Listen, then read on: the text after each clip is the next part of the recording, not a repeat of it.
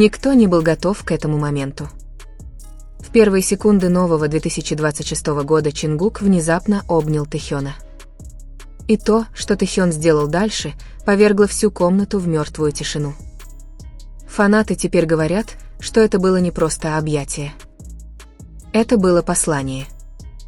Участники BTS стояли в свободном кругу, смеялись, хлопали в ладоши, подшучивали друг над другом, пока камеры, персонал и фанаты сосредоточились на последних секундах 2025 года. Все казалось нормальным. Слишком нормальным.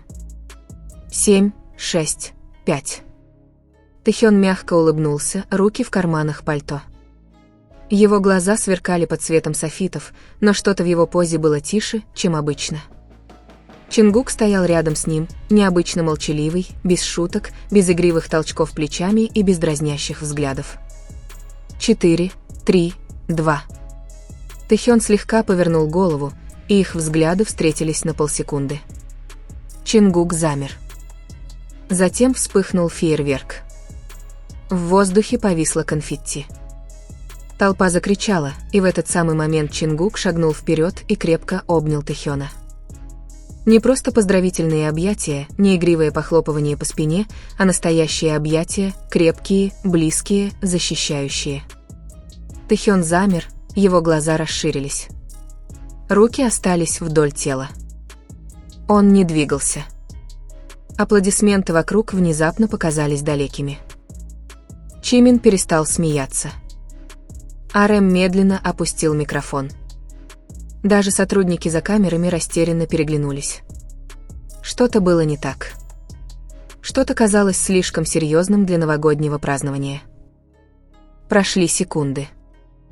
Затем Тэхён наконец медленно поднял руку и нежно коснулся спины Чингука, но улыбка так и не вернулась. Вместо этого его глаза выглядели потрясенными, словно ему только что что-то сказали без слов. Фанаты позже пересматривали этот момент 1000 раз, приближая изображение, замедляя его, анализируя каждый вздох, потому что в этих объятиях люди клялись, что увидели не праздник, не счастье, а послание. И что бы это ни было, оно изменило внешний вид Тэхёна на всю оставшуюся ночь. Объятия, наконец, ослабли. Но Чингук не отстранился полностью. Вместо этого он наклонился ближе, так близко, что только Тэхён мог слышать его голос сквозь фейерверки и крики фанатов. Его губы коснулись уха Тэхёна, и он что-то прошептал. Ни один микрофон не уловил этого, и ни одна камера не смогла это запечатлеть. Но что бы ни сказал Чингук, дыхание Тэхёна заметно остановилось, челюсть напряглась, пальцы слегка сжались по бокам. Он кивнул один раз, медленно, тяжело. Фанаты спросили, согласился ли он только что на что-то, что изменило все. Чингук отступил. Их взгляды снова встретились. Чингук улыбнулся, но это была не его обычная яркая улыбка. Она была спокойной, уверенной, почти окончательной. Тэхён сглотнул. Он заставил себя улыбнуться для камер, но блеск в его глазах исчез на всю оставшуюся ночь. Фанаты заметили нечто странное. Тэхён нечасто шутил. Он держался ближе к краю сцены. Он чаще обычного проверял свой телефон. Тем временем Чингук оставался необычайно сосредоточенным, не игривым, не хаотичным, а просто подготовленным, словно ожидая, когда часы снова пробьют 0. За кулисами сотрудники перешептывались. Некоторые говорили, что слышали, как Чингук тихо сказал «время пришло». Другие заметили, как он сидел один в углу, глядя на свои руки, словно пытаясь изучить себя. И никто не понимал, что происходит. Но фанаты чувствовали это. Это был не просто новогодний момент. Это было начало чего-то. Чего-то, что вскоре попадет в заголовки новостей, чего-то, что заставит Тэхёна сделать выбор. И когда он наконец сделает его, ничто уже никогда не будет прежним. Тэхён тихонько проскользнул за кулисы. Музыка все еще гремела. Фейерверки все еще освещали небо. Фанаты все еще кричали его имя, но его мир внезапно приглушился. Он стоял возле темного коридора, держа телефон в руке. Несколько секунд он просто смотрел на экран. Затем он завибрировал. Входящий звонок. Он колебался. Наконец, он ответил «Привет». Последовала пауза. Чтобы он не услышал на другом конце провода, его плечи напряглись. Его взгляд медленно поднялся, расфокусированный. «Сегодня вечером?» — тихо спросил он. Еще одна пауза. Тэхён закрыл глаза. «Я понял». Разговор закончился. Он замер. Позади него появился Чингук. Не внезапно, не громко. Просто тихо, как будто ждал. «Понял», — спокойно сказал Чингук. Тэхён кивнул. Его голос был едва слышен. «Значит, теперь все действительно начинается». Чингук не улыбнулся. Он просто ответил «Мы обещали». Тэхён посмотрел на свои руки. Они дрожали не от страха, а от тяжести того, что должно было произойти. Когда он наконец поднял голову, что-то в его глазах изменилось. Не грусть, не шок, а решимость. И позже фанаты заметят нечто пугающее с этого момента. Тэхён больше никогда не смотрел на сцену прежним взглядом. Тэхён прислонился к холодной стене за кулисами, в его голове проносились воспоминания не о сегодняшнем вечере, а о давних годах, о тихой ночи в репетиционном зале при приглушенном свете. Только двое еще не спали, он и Чингук. Тогда они были моложе, усталые, растерянные относительно будущего. «А что, если однажды все изменится?» — тихо спросил Тэхён. Чингук не ответил сразу. Вместо этого он подошел, сел рядом с ним на пол и сказал: «Тогда мы изменимся вместе с этим». В ту ночь они дали обещание, не написанное, не записанное, а просто сказанное. Если давление когда-нибудь станет слишком сильным, если кто-то из них почувствует, что их разрывают ожидания, они будут защищать друг друга, несмотря ни на что. Вернувшись в настоящее, Тэхён открыл глаза. «Значит, это тот самый день», – прошептал он. Чингук медленно кивнул. В коридоре стало холоднее, громче, тяжелее. Тэхён наконец выпрямился. «Если я это сделаю, — сказал он, — пути назад не будет». Чингук встретил его взгляд и кивнул. Долгое молчание. Затем Тэхён выдохнул. «Тогда давай сдержим наше обещание». В этот самый момент здание сотряс еще один взрыв фейерверков. А где-то за стенами фанаты праздновали, не подозревая, что только что было принято решение. Решение, которое вскоре станет сенсацией. Снаружи все выглядело нормально. Улыбки, приветствия, идеальные новогодние поздравления. Но позже фанаты поймут, что что-то уже изменилось. Во время группового фото Тэхён стоял на полшага дальше от центра, чем обычно. Не настолько, чтобы это было очевидно, но достаточно, чтобы чувствовать себя неловко. Когда Чингук засмеялся, Тэхён тоже улыбнулся, но его взгляд не следил за шуткой. Он блуждал, словно его мысли были где-то в другом месте. Затем наступил момент, который никто не заметил в тот вечер. Сотрудник спросил Тэхёна: «Хочешь переодеться для следующего сегмента?» Тэхён замер. Сначала он посмотрел на Чингука. Чингук слегка кивнул. Только тогда Тэхён ответил: «Еще нет». Позже фанаты пересмотрели этот фрагмент и поняли, что этот короткий обмен не был случайным. Это была молчаливая проверка, сигнал, подтверждение того, что обещание все еще в силе. Позже, во время прямой трансляции, Тэхён сказал что-то, что сначала прозвучало нормально: «Давайте ценить каждый момент, который у нас есть». Толпа зааплодировала, но его тон изменился. Он стал мягче, глубже, словно он прощался с чем-то, что видел только он. А Чингук, стоявший рядом, слегка сжал микрофон, словно готовясь к тому, что произойдет дальше. Тот вечер закончился фейерверками и конфетти. Но где-то между улыбками и аплодисментами уже началась первая глава чего-то большего. После окончания трансляции участники медленно вернулись в свои комнаты ожидания. Телефоны жужжали. Персонал быстро передвигался. Охрана проверяла коридоры. Но в комнате Тэхёна царила тишина. Он сидел один на диване, держа телефон в руках, и смотрел на неотправленные сообщения. Сообщения, напечатанные, удаленные, напечатанные снова, удаленные снова. Оно предназначалось для фанатов. Простое новогоднее поздравление, но каждый раз, когда он пытался его закончить, пальцы замирали. Потому что слова, которые он хотел написать, были не теми словами, которые ему разрешалось писать, верно? Наконец он напечатал: «Спасибо, что остаетесь с нами. Пожалуйста, продолжайте верить в нас». Он долго смотрел на экран. Затем он заблокировал телефон.